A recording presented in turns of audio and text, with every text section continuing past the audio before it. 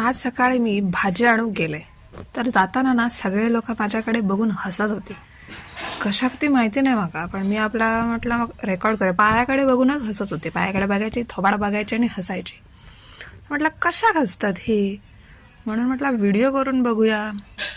म्हणून व्हिडिओ करीत करीतच घराकडे गेले वाटेत. बघा भाजी घेतलंय, कोथिंबीर आणि मेथी. कसली महागा माहिती आहे, 30 रुपये एक पेंडी मेथीची आणि 30 रुपये एक पेंडी कोथिंबिरीची. लय लांब नाही हो, बिल्डिंगच्या खालीच गेलेलं आहे.